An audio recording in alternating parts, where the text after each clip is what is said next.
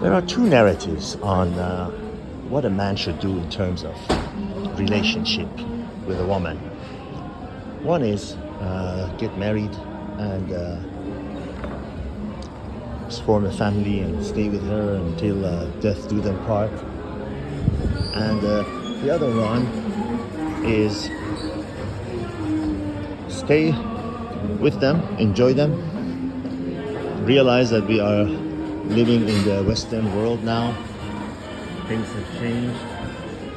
Traditional rules and habits are no longer there as far as women are concerned in terms of what they think they should devote to the relationship.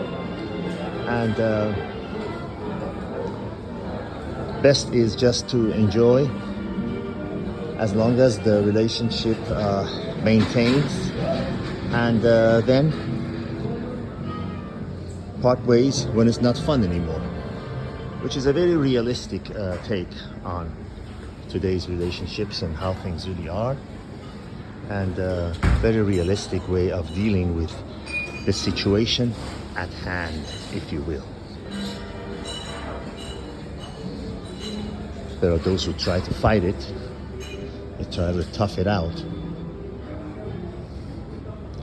They try to be a yes dear man. Yes dear, yes this, yes that. And you know, believe me, I know people in all income categories that are yes dear men. They're afraid to death of their wife, afraid to say no. And well, most of them, I know why, because I talk to them and I ask them. They say, well, you know, if I were to break this up and divorce her and free myself, I would be giving up much, much more than 50%. So what do you mean? He said, first of all, when you have kids and everything, it works out to about 65%. And that's not even counting what you have to pay to both lawyers. By both lawyers, I mean the man's lawyer and the women. Because in many states in the US and in the Western world and in Canada, you're responsible for paying your soon-to-be divorced wife's legal fees as well. Not a fun way to go. Not a fun way to go. It's like buying headache for yourself. You know, it's like someone says, "Hey, I'm gonna get you this car. Go on this road at night on these unfamiliar roads that you've never been before. I know it's raining and it's dark, and the car is a iffy car, but hope that it won't break down. So, do you want to embark on this road or not?" Now, if you assume all those risks and then something does happen, and you're stranded in the dark, in the cold, rain, with no one around, who's to blame? Besides the guy in the mirror.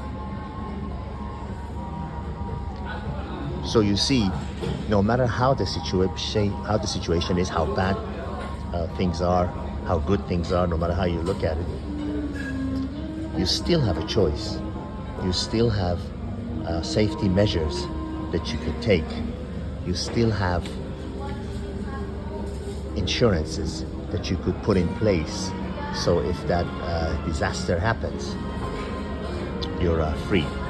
You're not harmed. You got a bumper. You've got a shield to protect you.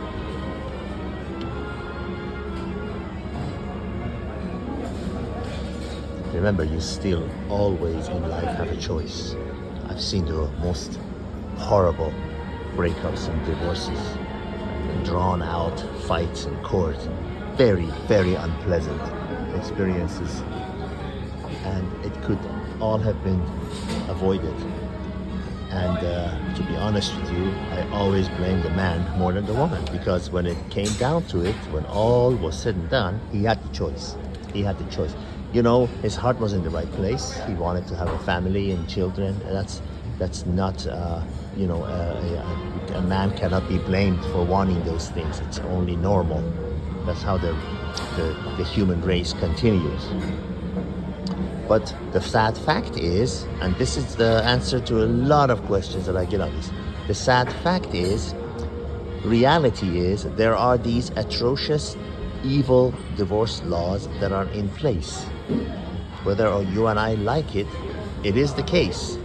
So despite that, if you, despite knowing those laws, still go and put yourself in that potential line of fire, well, what are you gonna do?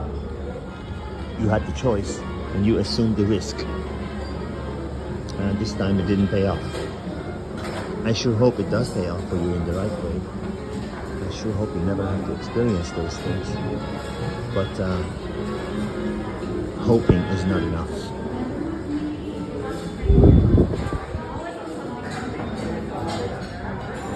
Short and sweet. An ounce of prevention is worth tons and tons and tons of cure.